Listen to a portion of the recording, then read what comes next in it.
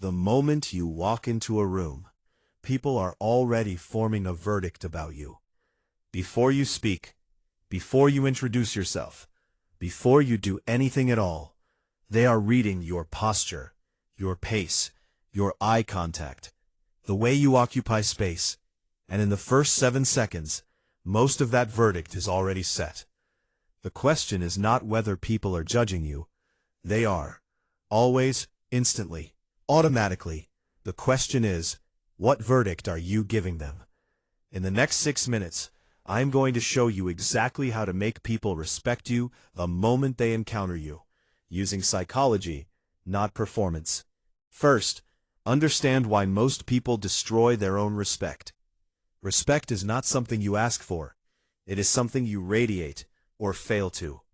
Most people unknowingly send signals that reduce their perceived status before they even open their mouth. They over-explain themselves. They laugh nervously to fill silence. They shrink their physical presence to take up less space. They qualify every opinion.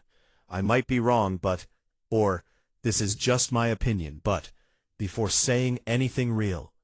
These behaviors communicate one thing to the subconscious mind of everyone watching. I am not sure I deserve to be here. And people will agree with whatever you communicate about yourself. If you signal low status, they will treat you accordingly. Not because they are cruel, because the human brain is wired to take social cues at face value and respond to them automatically. The good news is, this works in both directions. Psychological trigger number 1. Occupy space deliberately. The single most powerful nonverbal signal of status is how you use physical space. High-status individuals take up space. Relaxed posture, shoulders back and down, not forced, but settled, feet planted, movement that is unhurried and deliberate. Low-status signals are the opposite. Shoulders forward, body contracted, fast, nervous, apologetic movement. Physical presence that says, I am trying to disturb as little as possible. The brain reads physical space as authority.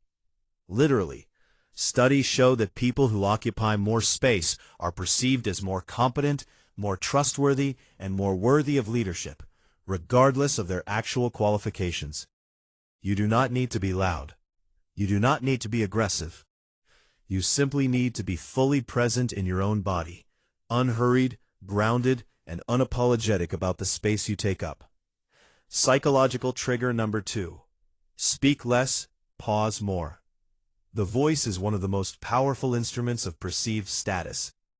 And the most common mistake people make with their voice is filling every silence. When you rush to fill silence, you communicate anxiety. When you pause before responding, even for 2 or 3 seconds, you communicate that your words are worth waiting for, that you think before you speak, that you are not at the mercy of the conversation's tempo. Slow down your speech. Let your sentences land before you continue. Use silence as punctuation. The person who controls the pace of conversation controls the conversation, and the person who controls the conversation is always perceived as the most powerful person in the room. Psychological trigger number 3. Never over-explain or justify. Every time you explain yourself when no explanation was asked for, you reduce your status. Confident people state, they do not justify. I cannot make it. Not, I cannot make it because I have this thing happening, and I would be there if I could, but I disagree. Not, I might be wrong and you probably know more than me, but I was thinking maybe. No. Not, no, sorry, I really wish I could, but I just have so much going on, and I feel terrible saying this, but. Every qualification, every apology, every unnecessary explanation is a signal that you need the other person's approval to feel safe in your own position. Respected people do not need your approval. They have their own. Let it stand. Psychological trigger number 4. Make eye contact like you mean it. Eye contact is one of the most primal dominance and trust signals in human biology. Most people break eye contact too quickly, looking away the moment they feel the slightest discomfort. This communicates submission. Hold eye contact slightly longer than feels comfortable, not in an aggressive stare, but in the steady, calm way of someone who is not threatened by being seen. When you are speaking, maintain eye contact to show conviction. When you are listening, maintain eye contact to show presence. The person who looks away first in a social exchange almost always loses status in the subconscious calculation happening in the other person's brain. There is a specific technique used by negotiators and leaders. When someone says something you disagree with or that challenges you, do not look away. Hold eye contact, pause, then respond slowly. That sequence, hold, pause, respond, communicates that you are unshakable, and unshakable people are respected. Psychological trigger number 5. Respond, never react. There is a difference between responding and reacting that most people never learn. Reacting is immediate, emotional, uncontrolled. It gives the other person full power over your state. Responding is deliberate, measured. It communicates that you, not the situation, not the other person, are in control of what comes out of you. When someone provokes you, and respected people are tested constantly because people test what they do not understand, the instinct is to react immediately, to defend, to explain, to match their energy. Resist this entirely. The person who remains calm when being provoked demonstrates psychological superiority. They are communicating, your attempts to destabilize me are not working. And that composure is one of the most powerful respect signals that exists. You earn it by being the person in the room who cannot be rattled. Psychological trigger number 6.